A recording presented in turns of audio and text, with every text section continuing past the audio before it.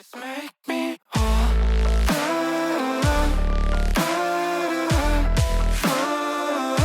Just make me whole. Welcome guys to the review of the 2023 EQE 500.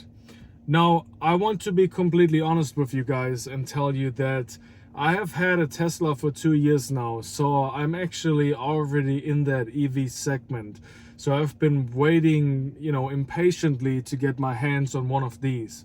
Now, my goal was to structure this review a little differently outside, but I had some technical difficulties, to say the least. So we are doing it from inside today, which is fine because the goal is to really focus on the performance and also the ride quality, as well as what's different from this EV to a regular ICE car, right? So the EQE is more like the GLE, and then the EQS is more like the GLS. So if you compare this interior with the GLE, I mean, the GLE doesn't even get close to it. This is an incredibly gorgeous interior. The design, the interior, ambient lighting, the seats, the trim, the screens, the technology that's in the screens is just completely mind-blowing, okay? The other thing is the exterior. I'm actually a really big fan of the design overall, which means the front big, I call it the front and nose of the car. Beautiful design with all your stars inside. The wheels are very unique. They are AMG wheels, but they are more aerodynamic, right, which gives you more range, and it's lighter. The other thing is the entire cabin feels extremely spacious because you have space at the bottom here. You have more, I feel like, space in your seats itself. It feels much wider. The screens, the graphics are incredible, okay? I mean, really incredible. And then also, if you want to talk more about an exterior point, I really like the rear end. It's very big, it's aggressive. The car is sitting kind of low, so it looks more sporty on the road. And then the performance is insane, okay? So you have over 600 pound-feet of torque and over 400 horsepower in this SUV. And trust me, you can you can feel it, okay? Ambient lighting is gorgeous. The air vents are absolutely beautiful. Like I mentioned, the new steering wheel is very unique. Good feel to the touch buttons everywhere. They're trying to get away from the physical buttons. You can tell that even while opening the sunroof. It's all touchscreen. So very nice interior, very updated, futuristic, and it just feels very welcoming, okay? So to make a switch from an ICE to an EV is quite a big switch. So one thing they have really done a great job at is they kept the feel of driving a regular car the same, which is awesome, okay? So of course you have different technology. You have no physical engine you can hear anymore, but the feel of you getting in and driving it is very similar to what you're used to. Even the gear selection, right? The way the car, I mean, you even have shift pedals here. The way they have structured the whole car and the cabin makes it feel like a GLE, GLS, one of the SUVs that you're actually used to. Speakers are updated, incredible sound. I will do a separate video on that. And again, look at the design on the doors. I mean, it's just beautiful, right? So my goal is to really focus on driving today. Let's take it out. All right, so to start it, and that's what I mean, like any other car, push the button, car starts up. Only difference is you don't actually hear anything. You have a lot of different modes. We're putting it in off-road mode for right now because we're actually somewhat semi-off-road here.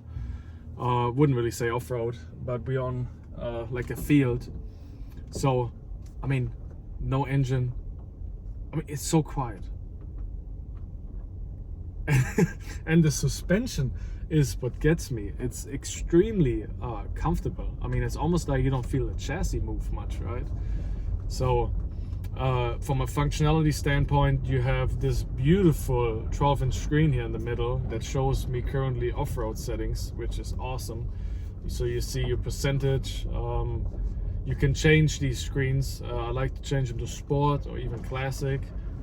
There's a couple more holes here, so you can kind of see how it is actually flexing. Another one, I'm going in slowly.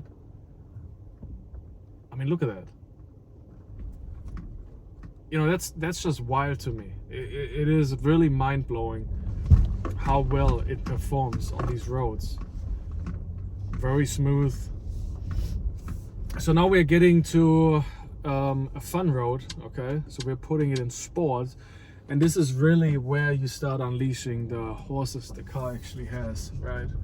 So, I mean, look at that. You're going 10 miles an hour.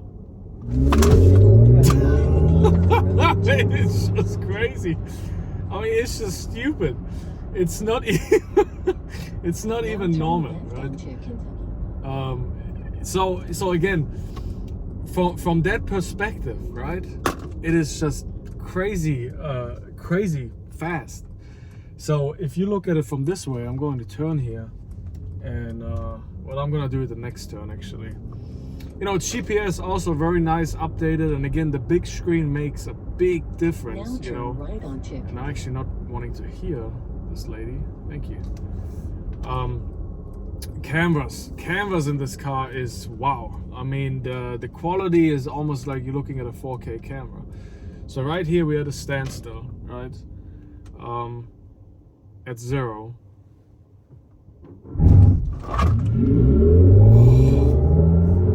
Yeah, I mean that it's keep in mind we're sitting in an SUV, okay? An SUV. That to me is just it's all right. So we talked about acceleration, which is clearly very unique and incredible. I mean, let's be honest. If you compare that, you know, the question is, what do you want to compare it to? A GLE 350, you can't. I mean, it doesn't make any sense. A GLE 53, still no chance. 63, obviously at the top end, they will always get you, you know. But from a straight line, I mean, it feels insanely, you know, insanely strong. I mean, you can feel it in your chest. So I'm changing the screen layout now to sport over here. So, you know, I'm someone that really cares about how does the car actually perform on curvy roads. So, you know, we're going 50 around these turns, 60 now. And first of all, super quiet. I mean, you can't hear anything. A little bit of wind noise, barely any tires. But you go around these turns very beautifully. I mean, this is great, you know.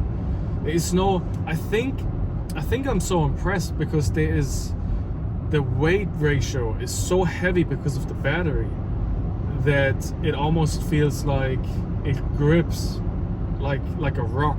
I mean, it is really intense of how much grip you have, you know, even off the line.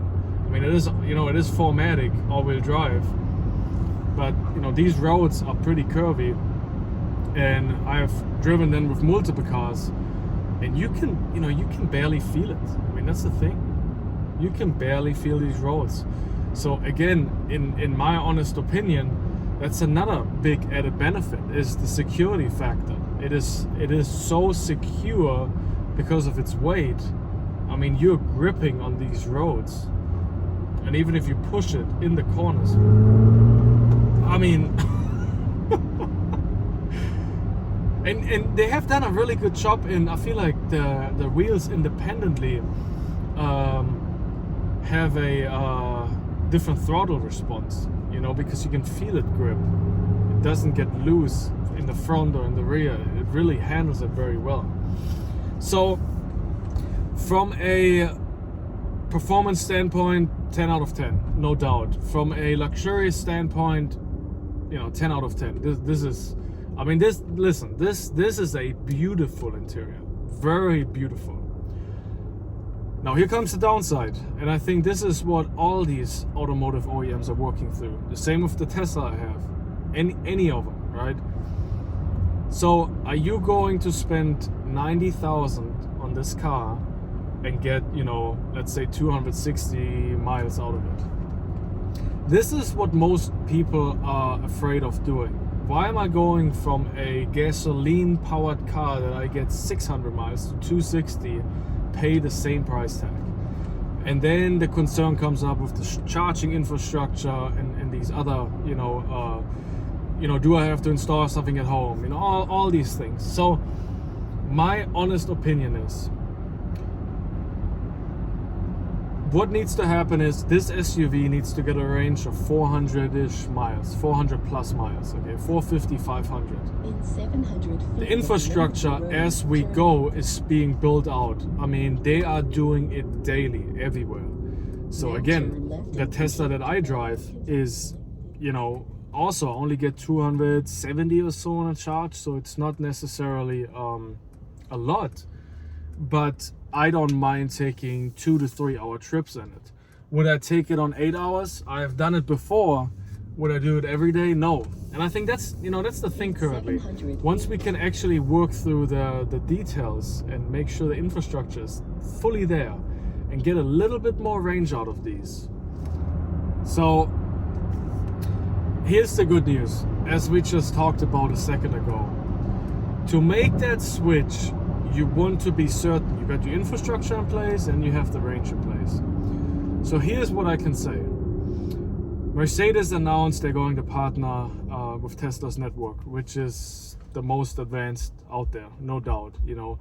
I actually thought it was quite funny because again, I have a Tesla at home, so I got this car and I was like, hey, it would be nice if I can just plug it in. Well, I couldn't, right? So once they make that change, that will be a huge benefit. And at that point, it should be a no-brainer, And this is really what I think is going to happen. Those two key points is why most people are concerned of making the actual switch.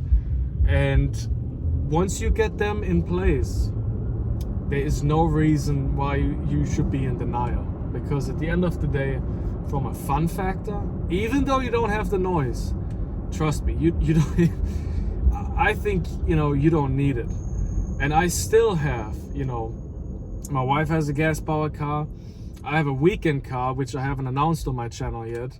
But again, that's also pretty fun. I'm gonna show here very soon. But if I compare them all to my Tesla I drive daily, or this thing here now, I mean, I would honestly choose this over the gas cars just because it is so much more comfortable, luxurious, and fast. I mean, there is no doubt. I mean, it just wants to go. And I really think, people need to start considering these cars. I mean, if you drive them and you get the assurance that it is similar to what you're used to, such as this, because this is a perfect example. It is very similar to what you're already used to, and Make me